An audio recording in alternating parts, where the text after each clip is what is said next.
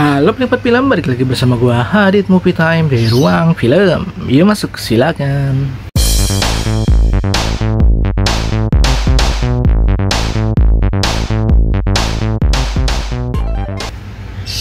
Oke penikmat film, kali ini gua akan kembali membuat konten daftar film bulanan. Kita sudah memasuki bulan terakhir di 2023, yaitu Desember. Ya, kita sudah memasuki bulan Desember dan ini artinya akhir tahun. Jadi ini adalah episode terakhir untuk daftar film bulanan, yaitu daftar film bulan Desember 2023. Seperti biasa gue akan membagi dua part. Part pertama film Indonesia dan part kedua film internasional. Kita masuk ke part pertama dulu yuk. Langsung kita masuk ke daftar film bulanan Desember 2023 part 1 film Indonesia di daftar film. Oke penikmat film, kita langsung mulai satu persatu film yang akan tayang di bulan Desember ini. Untuk film Indonesia, yang pertama ada film yang menurut gua worth it nih untuk ditonton, yaitu Siksa Neraka. Waduh, sebenarnya gua khawatir sih sama film ini ya, dengan judul tematik Siksa Neraka, yang dimana dia mengangkat cerita dari komik zaman dulu ya, yang dimana kita juga takut dosa waktu ngelihat komik ini ya, dimana ada penggambaran dimana di situ siksa-siksa neraka dari kejadian kalau kita melakukan sesuatu dosa di dunia, akibatnya nanti di neraka dibagaimanain gitu loh. Wah, itu waktu komiknya serem sih, maksudnya kita ngelihatnya aja udah ngeri gitu loh, dan sekarang divisualisasikan menjadi sebuah film. Dan menurut gue ini akan berbahaya untuk filmnya karena akan terlihat baik buruknya dari CGI atau dari visual efek dari penggambaran nerakanya itu.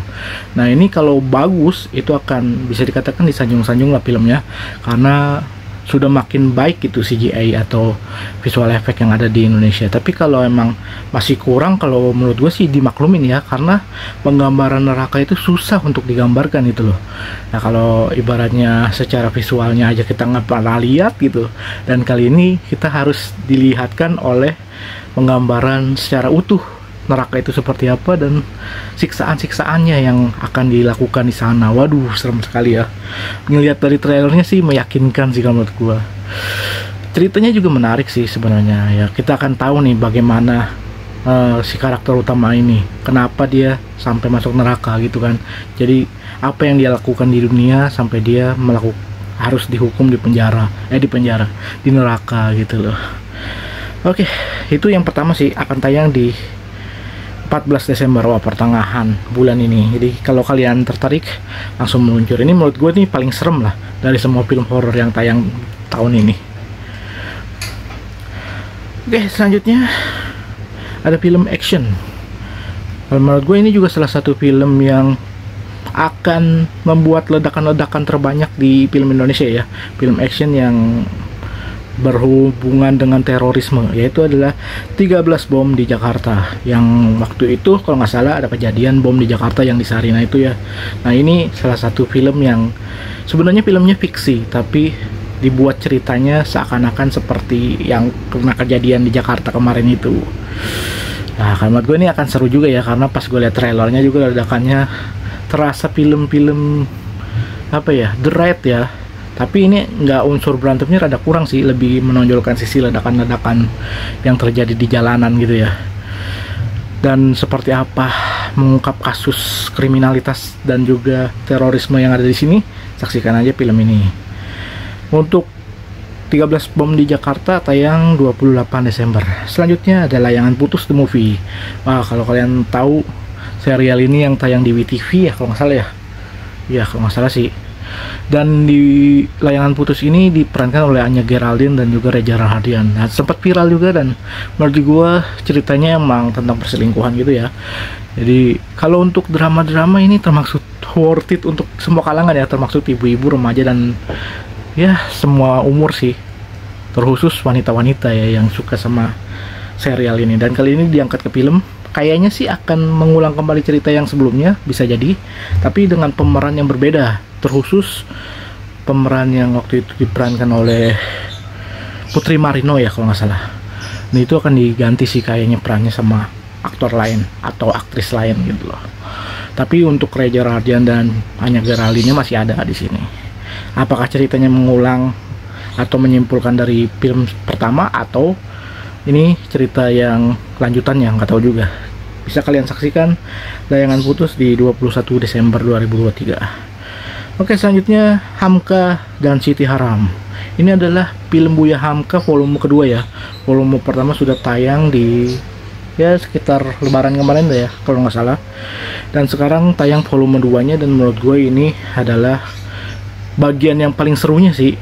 Kan gue pernah lihat kumpulan trailer dari volume 1 sampai 3 ya, yang panjang itu trailer panjang dari Buya Hamka, dan itu menurut gue ini adalah bagian cerita yang paling serunya karena tentang perjuangan Buya Hamka di masa penjajahan menuju kemerdekaan ya. Itu akan menjadi seru menurut gua, dan tentu saja dengan background story dia di pesantren sebagai guru ngaji, dan ibaratnya dia sosok kiai yang dihormati lah hitungannya. Tapi di sini tentu saja dia harus memperjuangkan hak-hak dari warga Indonesia yang harusnya merdeka gitu hitungannya. Oke, ini akan menjadi seru dan akan tayang di 21 Desember. Wah, ini menjadi worth it sih, dan menjadi pilihan utama gua lah untuk ke bioskop bulan ini.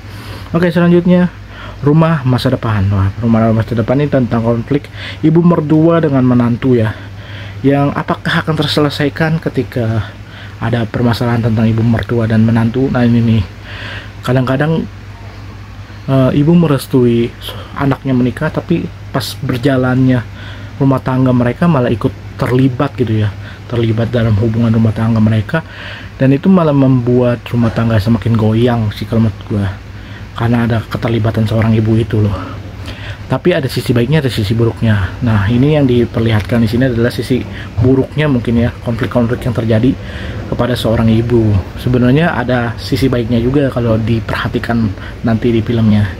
Yang jelas ini film Rumah Masa Depan diperankan oleh aktor yang biasa memerankan film drama spesialis, istri kedua, istri ketiga, dan kali ini adalah ibu mertua. Konfliknya ya, konflik rumah tangganya, yaitu adalah Fedi Nuril ya kalau nggak salah ya, Fedi Nuril.